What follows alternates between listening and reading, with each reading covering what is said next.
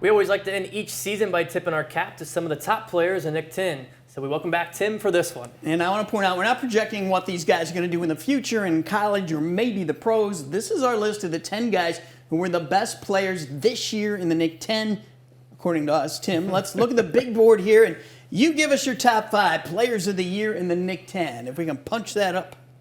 There we go. Okay, here we go. My top 5 players in the NIC-10 this year. Messiah Tilson, Guilford. Good luck to him as he takes his talents over there to down there to Kentucky.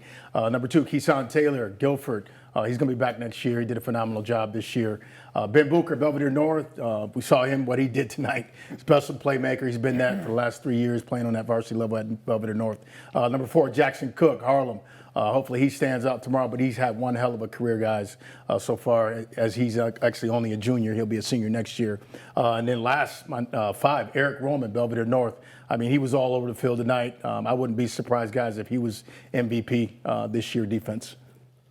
Drew, who do you got in your top 5? All right, well, mine looks pretty similar, maybe a little out of order and a few new guys. I got Booker and Roman 1 and 2, the duo. We saw them tonight. No explanation needed. Jackson Cook, for many reasons, like you said. LeBron McClellan, let's throw in the Harlem duo in there as well. And then your guy, Chris Porter. Man, what a season he had on the ground. Baby beast mode, baby beast mode. All right, here's my top 5. I'm going with Eric Roman, number 1. Best linebacker I've seen in the conference since Carlos Polk. Unbelievable sideline to sideline. That's saying a lot. Keeson Taylor, Guilford, I'm going number 2. Messiah Tilson of Guilford, number 3. Ben Booker of Belvedere North, number 4. And Braxton Fawcett, I just love. He knows how to play quarterback. Yeah. He's got a feel for the game. He's got accuracy on short range, medium range, and long range.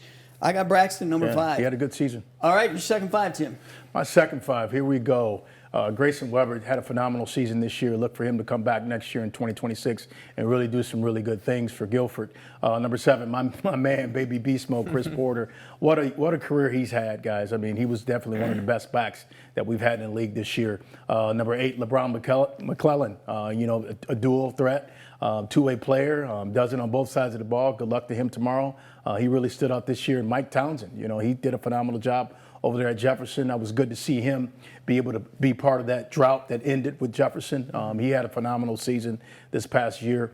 And then Andrew Bucci, if you saw the game tonight, I mean, he deserves to be on this list. Keep doing what you're doing, Bucci, man. That's my list. Drew, who rounds out your top 10? Yeah, I got Townsend at 6. Just a great season all around. Really helped Jefferson to get where they went this year. Keeson Taylor, Messiah Tilson, we already know the deal with those guys. Braxton Fawcett, an incredible year that maybe we all didn't see coming, that he just came in here and did his thing, and it was really impressive. And I'm going to throw in Grayson Weber, just another great quarterback in the NIC-10. Lots of weapons, but he's got a great future ahead of him. All right, here's my second 5. At number 6, I got Grayson Weber. He right behind Fawcett there. They're so close. Love them both. Jackson Cook of Harlem, absolute tremendous player. Chris Porter.